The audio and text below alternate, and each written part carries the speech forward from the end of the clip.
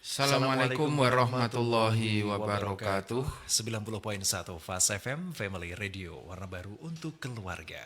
Selamat malam keluarga Fast dimanapun Anda berada. Apa kabar untuk Anda malam ini? Semoga Anda dalam kondisi yang sehat ya. Dan malam ini Anda bisa kembali ngaji bareng bersama Gus Yusuf di Baiti Janati, rumahku surgaku. Untuk edisi malam ini keluarga Fast bersama saya Dimas Saputra sampai nanti kelar pukul 21 waktu Indonesia Barat. Untuk edisi 12 September 2023 kita sampai juga di penghujung Safar 1445 Hijriah. Karena di mana malam ini kita sudah memasuki di tanggal 27 Safar 1445 Hijriah. Bagi Anda keluarga Fas, malam ini yang akan bergabung bersama kami, pertanyaan-pertanyaan bisa Anda sampaikan di 0815 7870 9640. Jangan lupa untuk cantumkan nama dan juga sertakan beberapa hal-hal yang mungkin akan Anda sampaikan kepada beliau Gus Yusuf. Jadi malam ini beliau Gus Yusuf terhadir di studio, kita sapa terlebih dahulu. Selamat malam Gus Yusuf. Selamat malam Dimas, juga keluarga Fas di Magelang dan sekitarnya. Yang malam hari ini tentu masih setia di 90.1 Radio Fas FM. Dan juga dimanapun keluarga Fas yang malam hari ini gabung di media sosial kita.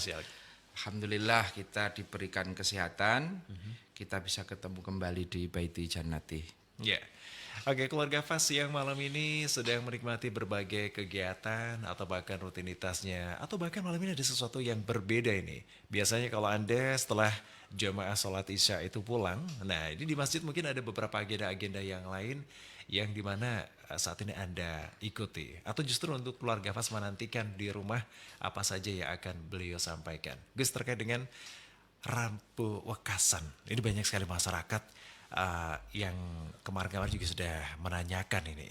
Ada yang tadi saya sempat berangkat kerja ini, ada yang sudah menyiapkan beberapa sedekahan, dan juga persiapan ke masjid untuk doa bersama. Sejatinya Rabu Wekasan ini, apa makna dibalik Rabu Wekasan ini, Gus? Jadi memang dalam satu kitab Mujarobat At-Tairobi itu dijelaskan Rabu Wekasan atau orang nyebut juga Rabu Pungkasan itu adalah hari Rabu terakhir di bulan Safar sebelum masuk bulan Rabiul Awal. Ini menurut ahli makrifat, ahli kasyaf. Ini makrifat atau kasyaf ini adalah para ulama-ulama kekasih-kekasih Allah yang diberikan kelebihan, bisa melihat yang kita tidak bisa lihat. Itu mengatakan bahwa di setiap Rabu Wekasan itu Allah menurunkan 320.000 bala atau bencana. Nah, dari situlah maka kita umat Islam ini diminta untuk berdoa sebetulnya. Berdoa, terus juga ada sholat Rabu Wekasan, ada juga sodakoan. Kalau di kampung itu ada jenang sofar. Oh gitu. Jenang saparan itu. Sebetulnya sholat Rabu Wekasan sendiri itu nggak ada tuntunan pastinya. Maka sholat Rabu Wekasan bisa dikatakan bid'ah. Atau kalau dalam kitab Ahkamul Fuqaha itu ghairu masyru'. Tidak masyhur dilaksanakan oleh para ulama-ulama kita. Nah, untuk kita tetap berdoa dan sholat, maka kita ngambil jalan tengahnya. Sholat sunat Rabu Wekasan itu hanya menjadi semacam trademark atau menjadi titel saja. Aslinya di dalamnya niatnya adalah sholat sunnah mutlak. Begitu. Itu biasa dilaksanakan kalau di pesantren ini nanti habis sholat isya. Habis sholat isya atau malam jam 11. Atau kalau di kampung-kampung biasanya ada juga yang habis sholat duhur sebelum sholat asar. antara duhur dan asar. Ya. Monggo. Tapi niatnya niat sholat sunnah mutlak. Usolli sunnatan rok'ataini lillahi ta'ala. Nggak ada usolli sunatan rebu wekasan, nggak ada. Nggak ada ya. Ya. Oke. Setelah itu sholatnya 4 rakaat, tentu dibagi menjadi 2 rakaat, 2 rakaat. Nah, dalam 1 rakaat itu setelah Al-Fatihah kemudian membaca surat Al-Kautsar sebanyak 17 kali. Ya. Terus surat Al-Ikhlas 5 kali. Al-Falak dan An-Nas 1 kali. Itu dalam setiap rakaat. Ya. Kemudian salam dan ditutup dengan doa. Kalau doa yang menjadi tuntunan para kiai di sini disebutkan wa sallallahu ala sayyidina Muhammadin wa ala alihi wa sahbihi wasallam. Allahumma ya syadidal quwa, ya syadidal mihal, ya azizu dzallat li izzatika jami'u khalqika akfini min jami'i khalqik, dan seterusnya. Tapi intinya sebetulnya adalah kita minta doa dijaga oleh Allah, dilindungi oleh Allah dari semua bala dan musibah. Ya. Itu sebetulnya doanya itu. Monggo, mungkin doa bisa bahasa Jawa, bahasa Arab juga boleh, bahasa Indonesia juga tidak dilarang. Ya. Yang terpenting niat kita, bahwa kita minta pertolongan kepada Allah. Setelah doa, terus biasanya kalau di kampung dilanjutkan sedekahan. Malam ini ada yang bikin, ya itu tadi jenang sapa. Sabar. Ada yang besok siang. Karena memang as-shadaqatu tadfa'ul bala. Sedekah itu akan menjadi tolak bala. Ya. Jadi menurut saya tidak usah diperdebatkan. Orang mengatakan bid'ah, dolalah. Kalau Anda mau melaksanakan, ya monggo. Tidak pun juga tidak masalah. Oke. Wong ini niatnya adalah sholat sunnah mutlak. Yang waktunya kita laksanakan di akhir bulan Safar. Kalau sunat mutlak kan besok boleh, kapanpun juga tidak ada larangan. Ya. Itu kecuali di waktu-waktu yang memang dimakruhkan. Itu aja. Ya. Begitu ya. Bagaimana untuk sedekahan tadi Gus? Apakah harus berupa dengan ingkung ya, dengan tumpengan dan juga yang lainnya? Sedekah itu ya akan semakin berharga ketika semakin dibutuhkan oleh masyarakat. Itu. Ya. Hari ini mungkin masyarakat butuhnya apa, ya kita bantu apa yang dibutuhkan itu loh. Kalau orang Jawa sih formalitasnya biasanya ya bikin jenang saparan, Jenang misalnya saparan gitu sapar. ya. Nggak apa-apa. Wong juga seneng kok tetangga lo dikirimi jenang sak mangkok, Iya. rong mangkok, itu anak-anak juga bahagia. Ya. Iya Gus. Monggo sedekah bisa berwujud apapun. Ya. Ya. Baik, terima kasih. Bagi Anda keluarga Fas malam ini yang baru saja mendengarkan di 90.1 Fas FM atau di live streaming kami, atau untuk Anda yang saat ini yang menyaksikan langsung di media sosial kami, Anda bisa menanyakan beberapa hal terkait dengan problematika di rumah tangga Anda, atau bahkan beberapa hal yang bisa Anda sharing bersama beliau Gus Yusuf di 081578909640-nya.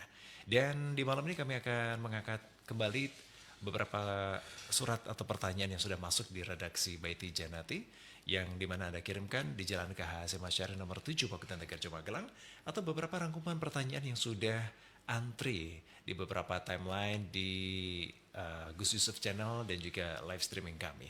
Kami akan bacakan untuk Anda di malam ini dengan tema Sebatas Mana Islam Mengatur Pergaulan. Assalamualaikum warahmatullahi wabarakatuh. Selamat malam Gus Yusuf yang kami takdimi, dan juga untuk seluruh kru Baiti Janati yang saya hormati. Pada malam ini saya mau menyampaikan beberapa hal yang masih saya rasakan semakin hari, semakin banyak hal yang cukup meresahkan. Di mana dunia remaja dari zaman ke zaman saat ini Gus, seakan tiada henti berganti wajah. Sampai pada sesuatu yang dulu dianggap hal yang tabu justru sekarang menjadi pemandangan biasa dan sebagai tren sekaligus persyaratan atau syarat seseorang dikatakan gaul gitu. Nah, ini dapat dibuktikan dari yang paling sederhana, seperti mulai lepasnya budaya ketimuran kita, budaya toleransi kita, sampai yang paling mengerikan yakni tren di mana sudah ke barat-baratan. Ada aplikasi yang bisa dimanfaatkan untuk free sex bahkan. Ada beberapa aplikasi yang tidak disebutkan. Ini tentu memudahkan seseorang untuk bergaul satu sama lainnya tanpa ada hal yang ditutup-tutupi. Nah, di saat tanggung jawab generasi muda dipertanyakan ini Gus, kenyataan yang ada jauh dengan apa yang diharapkan. Banyak sekali catatan kelam yang menodai keberadaan mereka sebagai sebuah harapan. Kata gaul ini seakan menjadi bius yang tanpa kita sadari menghilangkan kepribadian. Sebagian besar kaula muda akan berubah sikap atau penampilan di saat menyandang gelar enggak gaul atau kuperlah atau kurang pergaulan atau kudet, jamet, dan ironisnya tersebut bisa menyihir seseorang untuk dengan rela meninggalkan jati dirinya sebagai makhluk yang ya hanya sementara tinggal di dunia. Saya mau bertanya kepada Gus Yusuf, sebatas mana sebenarnya Islam mengatur pergaulan terutama antara lawan jenis dan bagaimana seharusnya pergaulan era kini di kalangan anak muda. Terima kasih. Wassalamualaikum warahmatullahi wabarakatuh dari Alfian di Banjarnegara. Terima kasih Mas Alfian dan juga tentu keluarga Fas yang lainnya masih bareng kita di Baiti Jannati. Islam itu sebetulnya bukan agama yang sempit, yang membungkam bentuk-bentuk hubungan antar manusia, hubungan antar laki-laki dan perempuan, Ya. hubungan antar sesama makhluk Allah. Tapi Islam membuka luas dengan berbagai macam aturannya. Jadi tidak terus dibuka losdol itu enggak kan. Ya. Ada aturan-aturan, ada proporsi yang itu tujuannya adalah juga untuk menghargai kemanusiaan itu sendiri. Satu ayat pergaulan yang sering banget dikumandangkan adalah ya ayyuhan nasu inna khalaqnakum min dzakari wa unsa wa ja'alnakum syu'uban wa qabaila lita'arafu inna akramakum indallahi atqakum innallaha alimun khabir. Jadi memang Allah itu menjadikan manusia itu laki-laki dan perempuan. Oke. Dari situ lahir beranak pinak. Wa ja'alnakum syu'uban wa qabaila, dan Allah menjadikan manusia itu bersuku-suku, berbangsa-bangsa, bahkan beraneka ragam keyakinannya. Tujuannya apa? Allah menjadikan beraneka ragam itu li ta'arufu, untuk saling mengenal dengan satu dengan yang lainnya. Untuk li ta'arufu ini loh, ta'aruf lah. Artinya bahwa Islam ini memberikan keleluasaan kita untuk saling mengenal satu dengan yang lainnya. Tapi sekali lagi ada aturan-aturan yang harus kita taati gitu loh. Kalau sesama jenis mungkin kita lebih leluasa. Tidak ada aturan mahram dan lain sebagainya.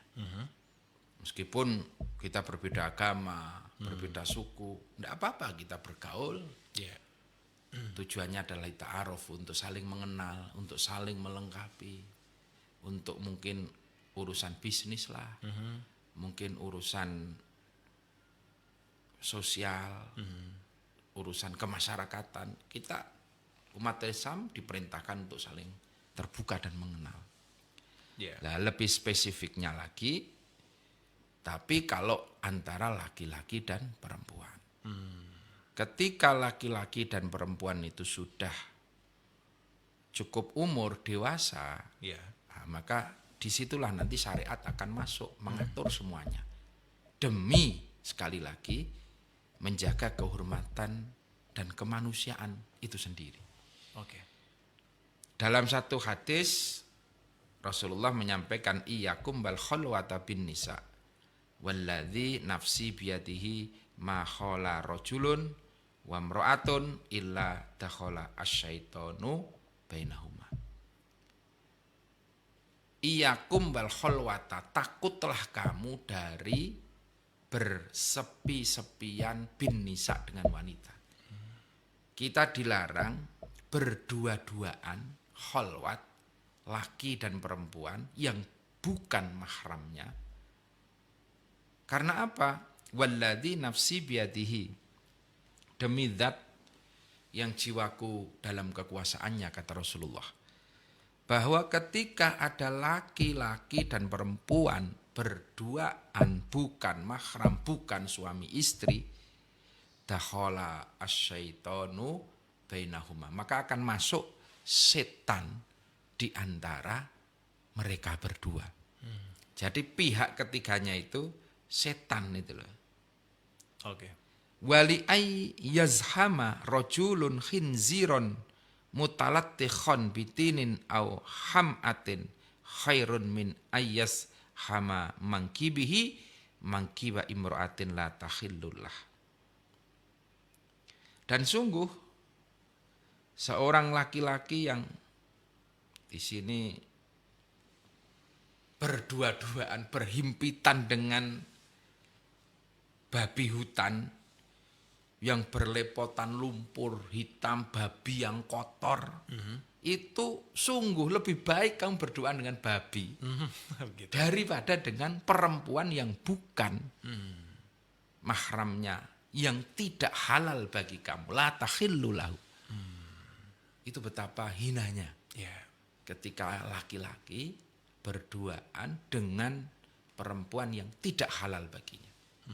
Kata Rasulullah, wis luwih apik kowe kumpul karo celeng wae. Kumpul karo babi sing kebak lendut sing kotor. Itu lebih mulia bagi kamu. Karena kamu hanya kumpul dengan babi, tidak ada setannya. Begitu. Tapi kalau dengan perempuan cantik, bersih, mulus, di tengahnya pasti ada setan. Ya. Nah, itu nanti itu yang menjaga itu syariat. Agar apa? Agar tidak terjerumus. Kalau sudah terjerumus maka hilang kemanusiaan kita. Ya. Hilang kemanusiaan kita. Maka jadilah kumpul kebo. Kayak hewan lah yang tidak tahu aturan dan syariat. Maka bisa kita katakan kalau pergaulan-pergaulan hari ini ya memang sudah banyak yang melewati batas. Ya. Banyak yang melewati batas. Mereka sudah tidak menghiraukan lagi soal etika, syariat, buncang-buncengan dengan laki perempuan sudah dianggap biasa. Nah, maka disinilah tugas orang tua yang harus turun menyelamatkan anak-anaknya. Ku anfusakum wa ahlikum naro. Ini tugas orang tua, menjaga dirinya, menjaga keluarganya agar tidak mendekati kepada api neraka. Ya sebetulnya kalau kita mengikuti Rasulullah sih aman semuanya ya. Amin. Aman semuanya. Karena Rasulullah itu mulai dari tatapan mata saja sudah beliau bikin apa ya? Beliau tunjukkan aturan-aturannya menjaga mata. Ya. Dan dalam satu hadis beliau mengatakan an-nadratu sahmun min sihami iblisa masmumatun, bahwa sekilas pandangan adalah panah yang beracun. Ngelirik, ngeliat, Ya. yang bukan istrinya, bukan mahramnya, tidak halal. Itu kata beliau adalah syahmun min sihami iblis. Panah beracun dari panah-panahnya iblis. Faman tarakaha min khaufillahi athabahu jalla wa azza imanan. Maka barang siapa yang meninggalkan bertatapan laki perempuan tadi, meninggalkannya karena min khaufillah, karena takut kepada Allah, maka Allah akan menggantikan dengan iman yang berlipat. Allah akan memberikan halawatahu fi qalbih. Orang itu akan merasakan manisnya, nikmatnya iman di dalam hati. Ketika kita sudah bisa menjaga mata saja. Ya. Nah, kalau kita bisa menjaga mata, maka langkah kaki kita, perilaku kita akan terjaga. Nah itulah sebetulnya aturan-aturan dalam Islam. Jadi sekali lagi Islam ini memberikan keleluasaan, tapi dengan ada aturan. Yang aturan itu ujungnya adalah kemaslahatan untuk kita manusia. Kalau memang sampeyan suka, mantep, silakan digauli. Tapi ada pintu namanya akdun nikah. Ada pintu namanya akdun nikah. Jangan gowo rono rene ra jelas tekan mburi. Wah, itu namanya penyiksaan malahan. Itu nanti bisa sakit yang berkepanjangan, dunian wa ukhron. Ya itulah tugas kita untuk anak-anak muda agar anak kita, keluarga kita tidak terjerumus pada pergaulan bebas. Kuncinya adalah ngaji. Agama. Ya, itu. Baik, terima kasih Gus Yusuf, dan untuk Anda keluarga Fas, pemirsa yang saat ini sedang menyaksikan kami dan juga mendengarkan di Baiti Janati Rumahku Surgaku, masih dibancarluaskan dari Jalan KH Hasyim Asy'ari nomor 7 Pakutan Tegarjo Magelang, di mana malam ini Anda bisa menanyakan juga beberapa hal yang mungkin bisa Anda sampaikan di 081578709640-nya. Ada juga pertanyaan yang sudah Anda kirimkan di redaksi Baiti Janati terkait dengan saparan ini Gus, dari Bapak Rahmat ini menanyakan terkait dengan bagaimana Gus hukumnya saparan, yang dimana saat ini saya banyak sekali diundang di beberapa dusun-dusun, tepatnya yang ada di biasanya di pegunungan ini, biasanya di pegunungan. Ada jatilan, ada wayangan, tetapi di situ juga ada salah satu saya temukan sesajen Gus yang masih ada dan juga dipersembahkan untuk arwah-arwah yang sudah mendahului kita. Apakah diperbolehkan seperti itu Gus? Terima kasih. Sebetulnya semua itu satu ya, kegiatan apapun. Mau saparan, mau suronan, mau nyadran atau apapun. Satu, innamal a'malu binniyat. Tergantung niatnya. Yang kedua adalah konten, isi dari acara tersebut. Saparan, niatnya apa? Aku tak niati tolak balak, nggak masalah. Saparan tak niati apa? Niati ibadah. Wujudnya apa? Sholat itu saparan. Bersedekah saparan. Pengajian saparan. Wayangan bisa jadi saparan. Jantilanan saparan. Itu tergantung kan? Tergantung satu niatnya, kedua isinya. Wayangan, Sunan Kalijogo dulu juga menggunakan media wayang untuk dakwah. Itu loh. Untuk dakwah. Berbeda kalau wayang itu nanti digunakan untuk ngumbar aurat. Karena wayang sekarang juga banyak yang membawa orjen tunggal, biduan. Di tengah-tengah ada biduannya. Ini sudah beda lagi. Ini sudah beda lagi. Wayang yang seperti apa? Hukum itu akan berputar sesuai dengan sebab dan akibatnya. Wayang itu bisa jadi boleh nonton. Ketika wayang itu hanya menjadi media hiburan. Tapi wayang itu juga sunnah nonton. Ketika dalangnya itu juga menyelipkan dakwah-dakwah, ajakan-ajakan yang baik.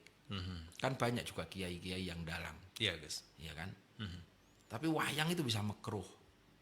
Bahkan nonton wayang bisa haram juga. Jadi kita jangan menjustifikasi. Dikepiahu ya nggak bisa.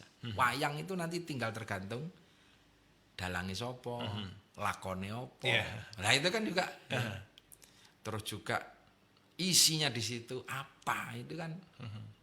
Gestarnya juga. Ya gestarnya juga penting itu loh. Gus. Ya, saya juga pernah jadi gestar wayangan juga pernah. Gus ya. Nah ini. Baik. Ya terus juga sedekahan. Sedekahan tadi.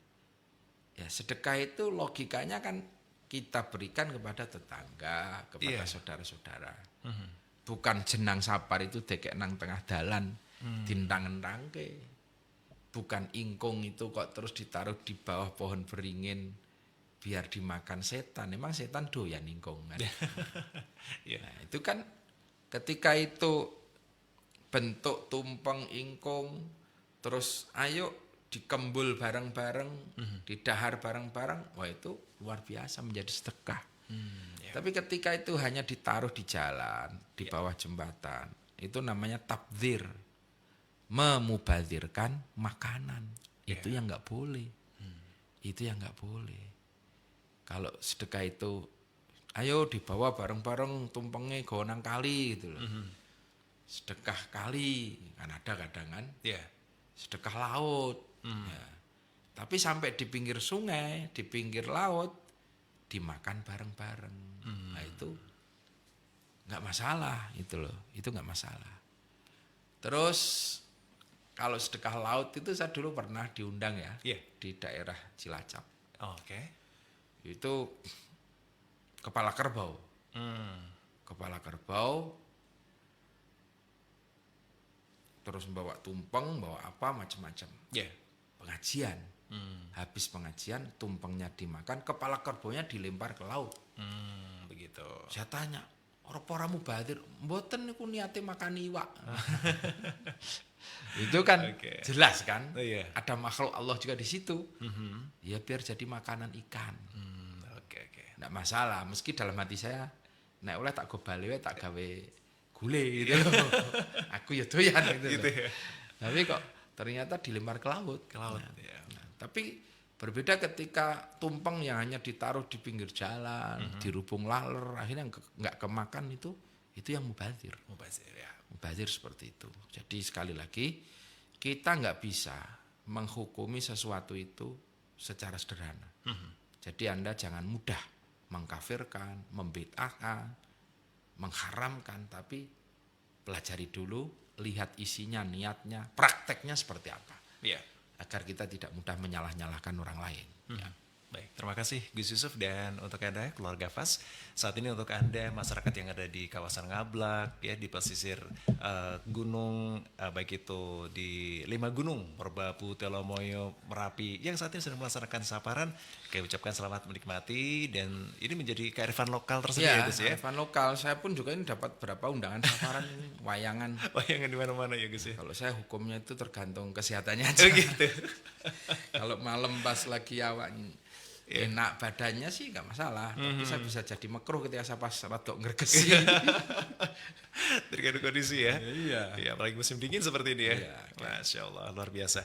Oke, berikutnya ada pertanyaan yang hadir dari malam ini dari keluarga Fas.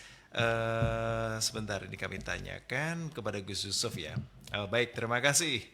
Dari Ibu Umi yang ada di Magelang menanyakan, Gus, tadi disampaikan Gus Yusuf bahwasanya kewajiban kita sebagai orang tua harus menjaga anaknya, dijauhkan atau jangan dekat-dekat dengan api neraka.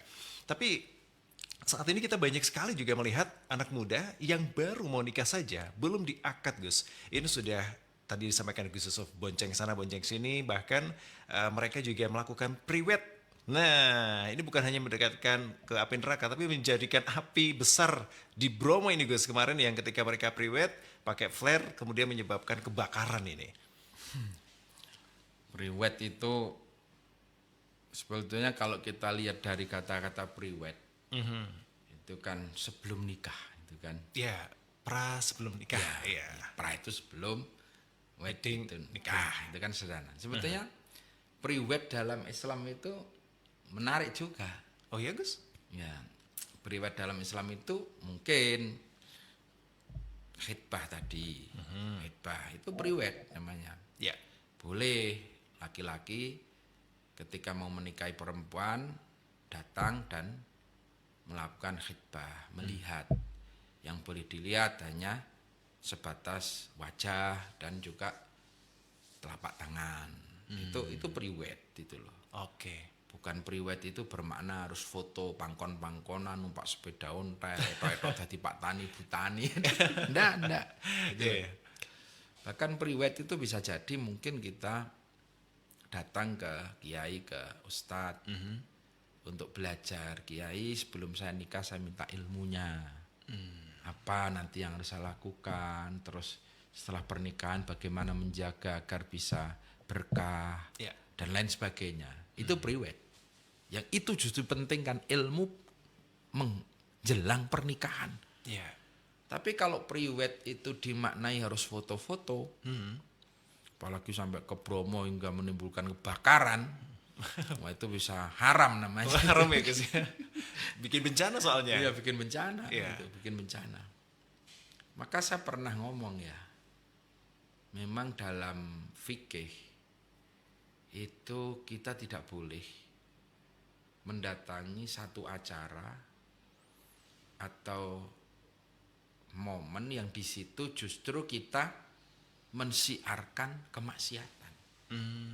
Iya, iya. Mensiarkan kemaksiatan. Itu kalau menurut fikih Iya. kita tidak boleh datang. Jadi kalau kita dapat undangan ya Dimas, Iya Gus. undangan, terus di situ sudah ada fotonya berdua-duaan, entah itu macam-macam lah sekarang pribadi itu kan, Iya. intinya foto berdua-duaan.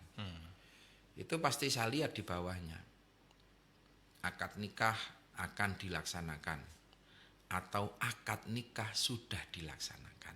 Oke. Kalau akad nikah sudah dilaksanakan, berarti foto-foto itu sudah foto halal dalam tanda kutip ya. Iya. Foto yang sudah sah. Nggak masalah.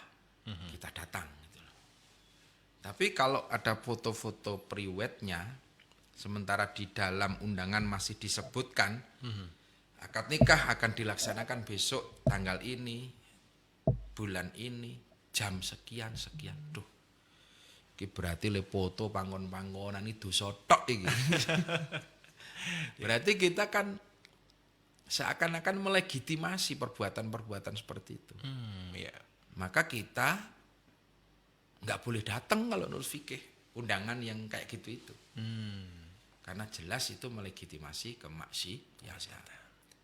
Ya maka saran saya pada keluarga Fas, kalau memang belum akad nikah, ya ndak usah lah undangannya dikasih foto.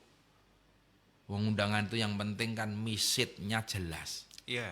Sopo sing nikahan, tanggal piro, tempatin nong di, selesai kan. Iya.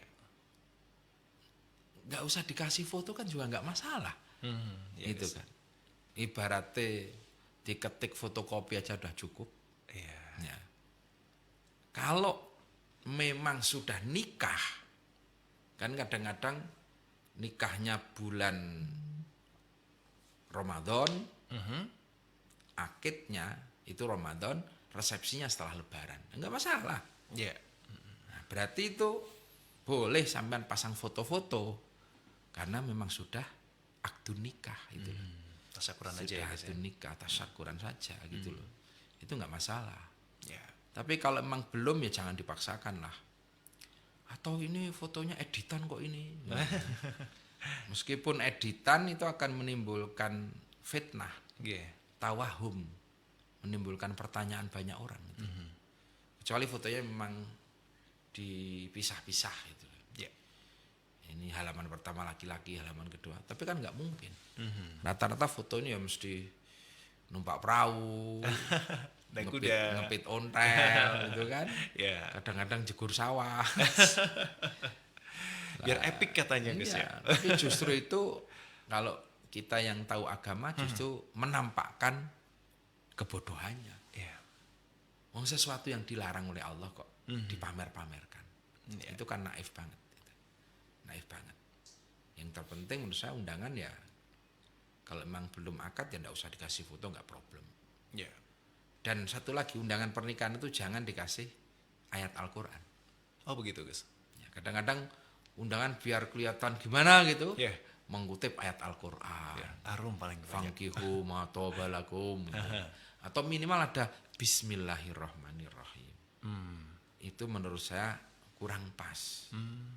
Karena apa? Karena setelah itu kita kan nggak tahu undangan itu dirawat atau tidak. Oh iya. Kadang-kadang dibuang masuk ke tong sampah. Lah itulah. Maka ya mending nggak usah pakai tulisan Arab, Assalamualaikum aja cukup. Itu loh, nggak usah dikasih. Kalau ayat kutip aja artinya, Oke. kutip aja maknanya, tanpa harus menuliskan ayat Al-Qur'annya. Iya. Kalau nanti sampai dibuang-buang di buntel kacang kan, kita juga ikut berdosa. Ya, itu saja. Baik, terima kasih. Dan untuk Anda keluarga Fas, malam ini satu pertanyaan terakhir yang akan kami jawab untuk Anda di Baiti Janati untuk edisi malam ini. Pertanyaan dari keluarga Fas yang malam ini menanyakan, Gus, teman saya itu menikah muda, Gus. Dan alhamdulillah saya sampai saat ini mendekati usia 30 tahun belum menikah. Nah, yang saya jadi pertanyaan adalah, teman saya itu seorang wanita, menikah sudah 4 kali. Pertama punya putra, kedua cerai, kemudian yang kedua nikah lagi, punya anak lagi, kemudian cerai, nikah lagi, sampai ke 4 kali. Nah, sebenarnya ada batasan tidak, Gus? Seorang wanita itu boleh menikah sampai berapa kali gitu? Terima kasih. Ya nggak ada lah batasan mau nikah 100 kali pun nggak masalah. Oh gitu ya. Asal sesuai aturannya. Sesuai aturan. Aturannya nikah terus cerai, setelah itu kan ada idahnya, Ya. ditunggu sampai idahnya selesai, nikah lagi, nanti cerai lagi. Secara aturan fikihnya, asal ditetapi syarat-syaratnya, tidak apa-apa. Tapi perceraian itu meskipun tidak dosa, perceraian itu sesuatu yang sangat-sangat dibenci oleh Allah. Meskipun cerai itu halal, Ya. tidak haram, tapi dibenci. Bahkan dikatakan arasnya Allah itu berguncang. Murkanya Allah itu sampai menjadikan aras itu berguncang ketika mendengar ada hambanya yang mengucapkan tolak tuki. Ketika ada yang menceraikan istrinya, arasnya Allah berguncang, itu bentuk murkanya Allah. Maka harus dihindari, jangan sampai kawin cerai. Itu saja pesan saya. Ya begitu ya. Baik, terima kasih. Ini mungkin tendensinya dia belum laku kok, temannya udah 4 kali gitu ya, Gus ya. Ya, Baik, terima kasih. Dan untuk ada keluarga Fas yang baru saja bergabung di 90.1 Fas FM di BT Janati, kami ucapkan terima kasih untuk kebersamaan Anda. Mohon maaf sekali untuk beberapa pertanyaan yang malam ini belum sempat kami jawab. Insya Allah di kesempatan yang akan datang kami akan menjawabnya untuk Anda. Dan kini saatnya kita dengarkan dulu closing statement dari Gus Yusuf. keluarga Fas yang dirahmati oleh Allah, memang perkembangan zaman ini semakin luar biasa. Fasilitas-fasilitas untuk kita berbuat maksiat itu semakin lengkap. Orang tidak harus keluar rumah hari ini. Apapun bisa kita panggil, apapun bisa kita datangkan. Maka kita harus hati-hati betul. Karena dibalik kemajuan zaman teknologi, dibalik kecanggihan teknologi, gemebiarnya dunia, ini Rasulullah sudah mengingatkan bahwa dunia ini semakin ke belakang justru akan semakin rusak. Semakin rusak dan semakin banyak fitnah dan maksiat. Maka kita harus semakin waspada dan hati-hati agar kita tidak larut dalam perkembangan zaman, tetapi kita tetap berpegang pada akidah, berpegang pada sunnah Rasulullah, berpegang pada Al-Quran, agar kita selamat dunian wa ukhron. Ya, demikian. Baik. Terima kasih. Dan untuk Anda keluarga Fas, akhirnya dari Jalan K. Hasyim Asy'ari nomor 7 Pakutan Tegarjo Magelang, kami yang bertugas mengucapkan terima kasih untuk kebersamaan Anda. Selamat malam, selamat beristirahat, dan Wassalamualaikum warahmatullahi wabarakatuh.